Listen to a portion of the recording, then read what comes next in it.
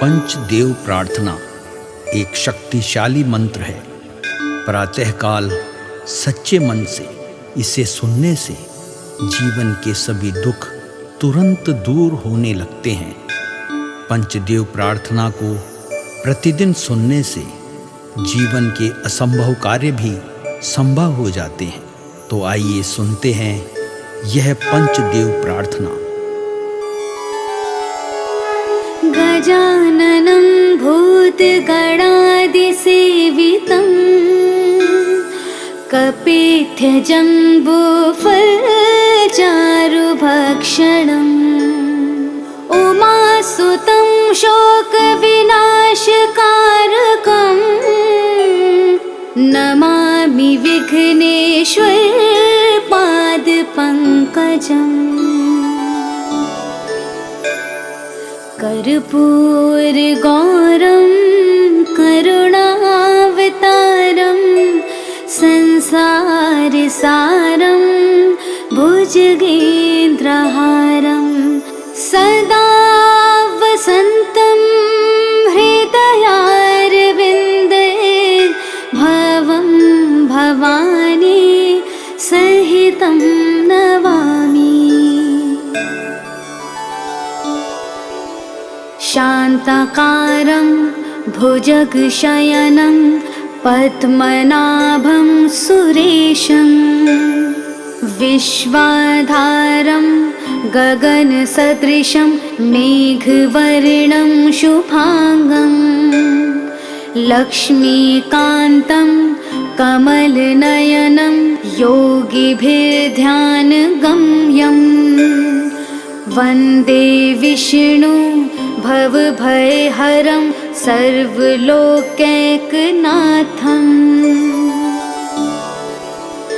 नीलाम्बुजश्यामलकोमलाङ्गं सीतासमारोपितवामभागं पाणो महासायकचारुचापं नमामि रामं रघुवंशनाथम्। मनोजवं मारुततुल्यवेगं जितेन्द्रियं बुद्धिमतां वरिष्ठं वातात्मजं वानुरयूथमुख्यं श्रीरामदूतं शरणं प्रपद्ये। करारविन्देन पादारविन्दं मुखारविन्दे विनिवेशयन्तं वटस्य पत्रस्य पुटेश्यानं बालं मुकुन्दं मनसा स्मरामि। या देवी सर्वभूतेषु शक्तिरूपेण संस्थिता नमस्तस्यै नमस्तस्यै नमस्तस्यै नमो नमः। नीलाञ्जनासमाभासं रविपुत्रं यमाग्रजं छायामार्तण्डसम्भुतं तं नमामि शनैश्चरम्। गजाननं भूतगणादिसेवितं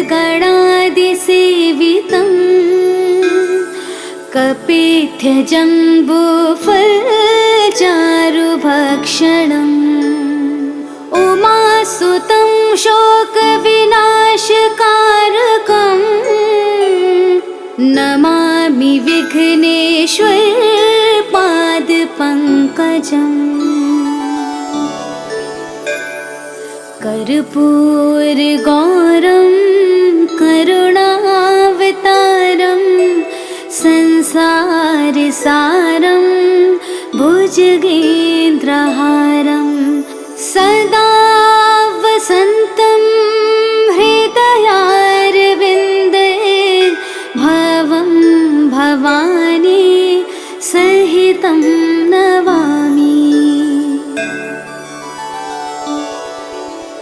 शान्ताकारं भुजगशयनं पद्मनाभं सुरेशं विश्वाधारं गगनसदृशं मेघवर्णं शुभांगं लक्ष्मीकान्तं कमलनयनं योगिभिर्ध्यानगम्यं वन्दे विष्णु भवभयहरं सर्वलोकैकनाथम्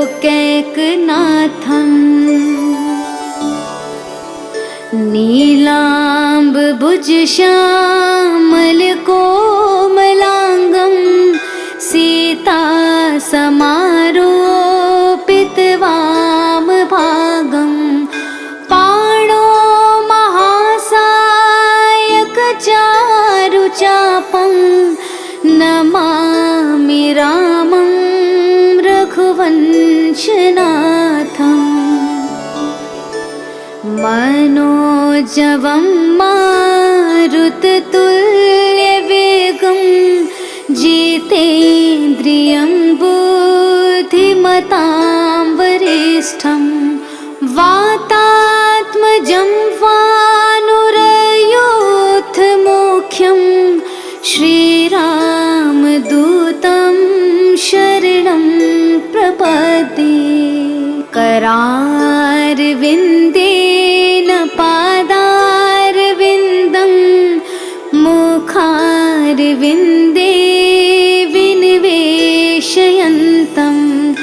वटस्य पत्रस्य पुटेश्यानं बालं मुकुन्दं मनसा स्मरामि। या देवी सर्वभूतेषु शक्तिरूपेण संस्थिता नमस्तस्यै नमस्तस्यै नमस्तस्यै नमो नमः।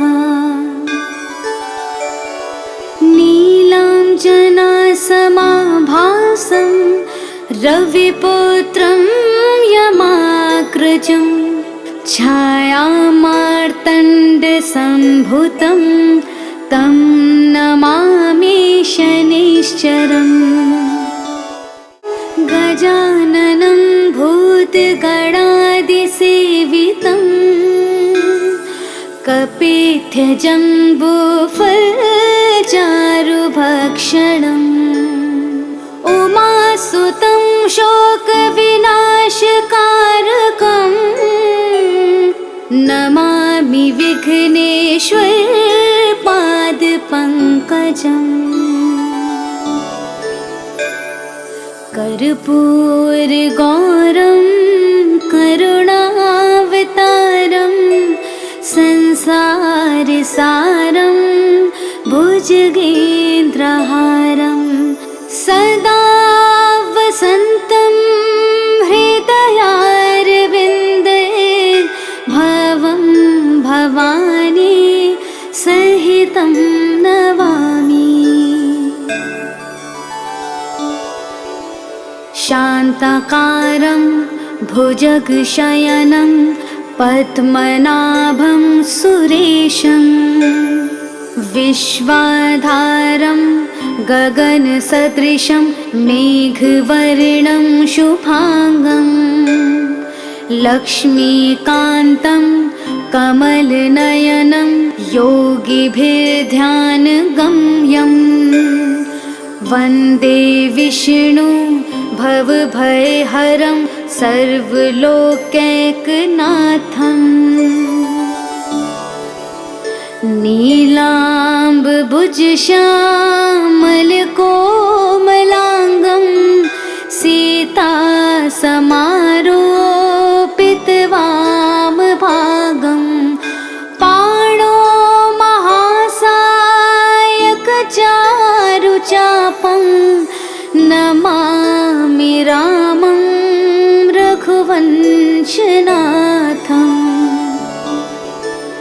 मनोजवं मारुततुल्यवेगं जितेन्द्रियं बुद्धिमतां धीमतां वरिष्ठं वातात्मजं वानुरयोथमुख्यं श्रीरामदूतं शरणं प्रपद्ये। करारविन्देन पादारविन्दं मुखारविन्दे विनिवेशयन्तं वटस्य पत्रस्य पुटेश्यानं बालं मुकुन्दं मनसा स्मरामि। या देवी सर्वभूतेषु शक्तिरूपेण संस्थिता नमस्तस्यै नमस्तस्यै नमस्तस्यै नमो नमः। नीलाञ्जनासमाभासं रविपुत्रं यमाग्रजं छायामार्तण्डसम्भूतं तं नमामि शनैश्चरम्। गजाननं भूतगणादिसेवितं कपित्थजम्बूफलचारुभक्षणम् उमासुतं शोकविनाशकारकं नमामि विघ्नेश्वर पादपङ्कजम्। कर्पूरगौरं करुणावतारं संसारसारं भुजगेन्द्रहारं सदा वसन्तं हृदयारविन्दे भवं भवानी सहितं नमामि। शान्ताकारं भुजगशयनं पद्मनाभं सुरेशं विश्वाधारं गगनसदृशं मेघवर्णं शुभांगं लक्ष्मीकान्तं कमलनयनं योगिभिर्ध्यानगम्यं वन्दे विष्णु भवभयहरं सर्वलोकैकनाथम्।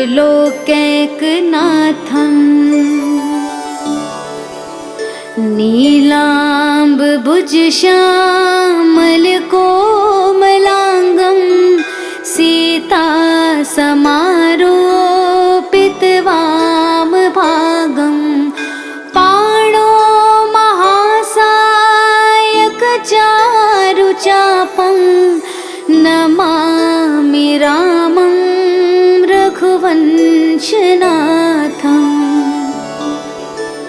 मनोजवं मारुततुल्यवेगं जितेन्द्रियं बुद्धिमतां वरिष्ठं वातात्मजं वानुरयोथमुख्यं श्रीरामदूतं शरणं प्रपद्ये। करारविन्देन पादारविन्दं मुखारविन्दे विनिवेशयन्तं वटस्य पत्रस्य पुटेश्यानं बालं मुकुन्दं मनसा स्मरामि। या देवी सर्वभूतेषु शक्तिरूपेण संस्थिता नमस्तस्यै नमस्तस्यै नमस्तस्यै नमो नमः। नीलाञ्जनासमाभासं रविपुत्रं यमाग्रजं छायामार्तण्डसम्भूतं मार्तण्डसम्भुतं तं नमामि शनिश्चरम्। गजाननं भूतगणादिसेवितं कपित्थजम्बूफलचारुभक्षणम्। उमासुतं शोकविनाशकारकं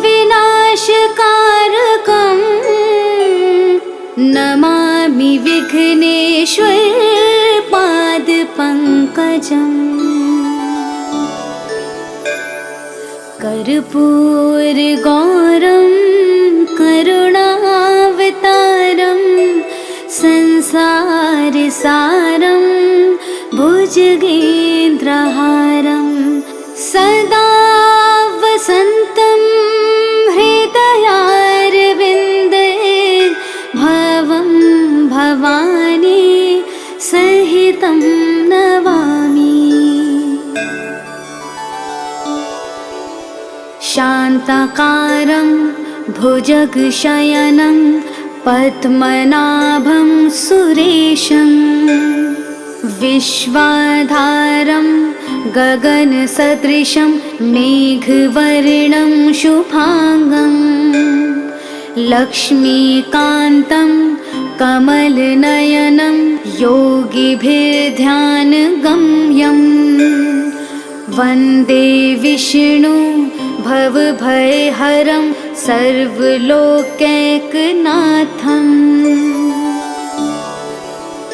नीलाम्बुजश्यामलकोमलाङ्गं सीतासमारोपितवामभागं पाणो महासायकचारुचापं नमामि रामं रघुवंशनाथम्। मनोजवं मारुततुल्यवेगं जितेन्द्रियं बुद्धिमतां वरिष्ठं वातात्मजं वानुरयोधमुख्यं श्रीरामदूतं शरणं प्रपद्ये। करारविन्देन पादारविन्दं मुखारविन्दे विनिवेशयन्तं वटस्य पत्रस्य पुटेश्यानं बालं मुकुन्दं मनसा स्मरामि। या देवी सर्वभूतेषु शक्तिरूपेण संस्थिता नमस्तस्यै नमस्तस्यै नमस्तस्यै नमो नमः। नीलाञ्जनासमाभासं रविपुत्रं यमाग्रजं छायामार्तण्डसम्भुतं तं नमामि शनिश्चरम्। गजाननं भूतगणादिसेवितं कपित्थजम्बूफलचारुभक्षणम्। उमासुतं शोकविनाशकारकं नमामि विघ्नेश्वरपादपङ्कजम्। कर्पूरगौरं करुणावतारं संसारसारं भुजगेन्द्रहारं सदा वसन्तं हृदयारविन्दे भवं भवानी सहितं नमामि। शान्ताकारं भुजगशयनं पद्मनाभं सुरेशं विश्वाधारं गगनसदृशं मेघवर्णं शुभांगं लक्ष्मीकान्तं कमलनयनं योगिभिर्ध्यानगम्यं वन्दे विष्णु भवभयहरं सर्वलोकैकनाथम्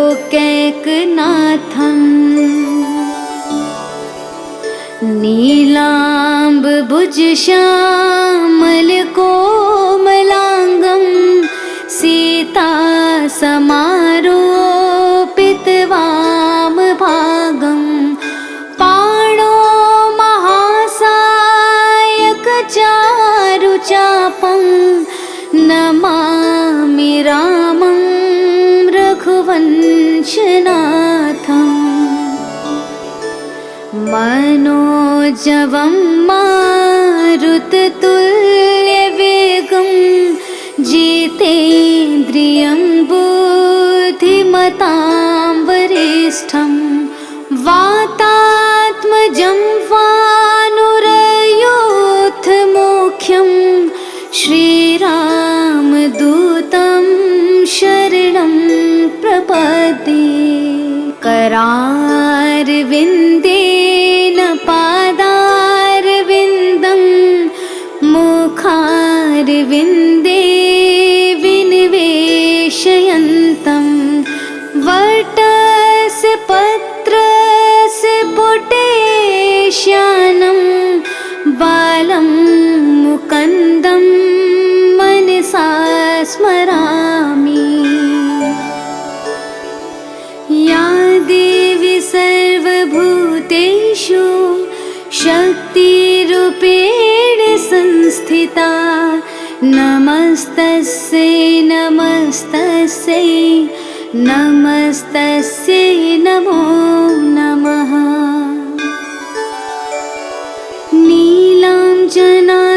नीलाञ्जनासमाभासं रविपुत्रं यमाग्रजं छायामार्तण्डसम्भुतं तं नमामि शनैश्चरम्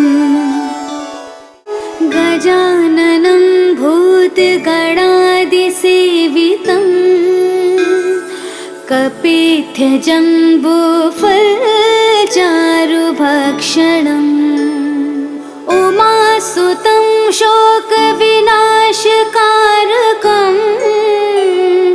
नमामि विघ्नेश्वर पादपङ्कजम् कर्पूरगौरं करुणावतारं संसारसारं भुजगेन्द्रहारं सदा वसन्तं हृदयारविन्दे भवं भवानी सहितं नमामि। शान्ताकारं भुजगशयनं पद्मनाभं सुरेशं विश्वाधारं गगनसदृशं मेघवर्णं शुभांगं लक्ष्मीकान्तं कमलनयनं योगिभिर्ध्यानगम्यं वन्दे विष्णु भवभयहरं सर्वलोकैकनाथम् नीलाम्बुजश्यामलकोमलाङ्गं सीतासमारोपितवामभागं पाणो महासायकचारुचापं नमामि रामं रघुवंशनाथम् मनोजवं मारुततुल्यवेगं जितेन्द्रियं बुद्धिमतां वरिष्ठं वाता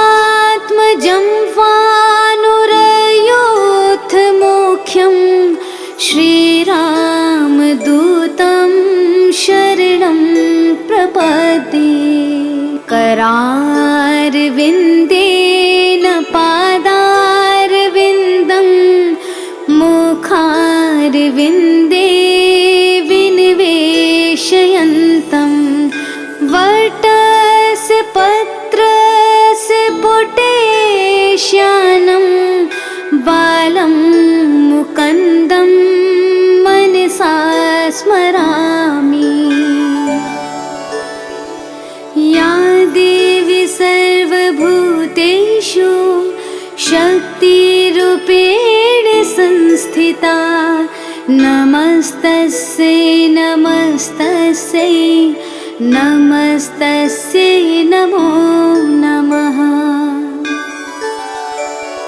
नीलाञ्जनासमाभासं रविपुत्रं यमाग्रजं, छायामार्तण्डसम्भूतं तं नमामि शनैश्चरम्।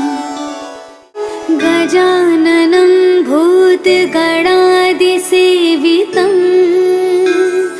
कपित्थजम्बूफलचारुभक्षणम्, उमासुतं शोकविनाशकारकं, नमामि विघ्नेश्वर पादपङ्कजम्। कर्पूरगौरं करुणावतारं, संसारसारं भुजगेन्द्रहारं, सदा वसन्तं हृदयारविन्दे, भवं भवानी सहितं नमामि। शान्ताकारं भुजगशयनं पद्मनाभं सुरेशं, विश्वाधारं गगनसदृशं मेघवर्णं शुभांगं, लक्ष्मीकान्तं कमलनयनं योगिभिर्ध्यानगम्यं, वन्दे विष्णु भवभयहरं सर्वलोकैकनाथं।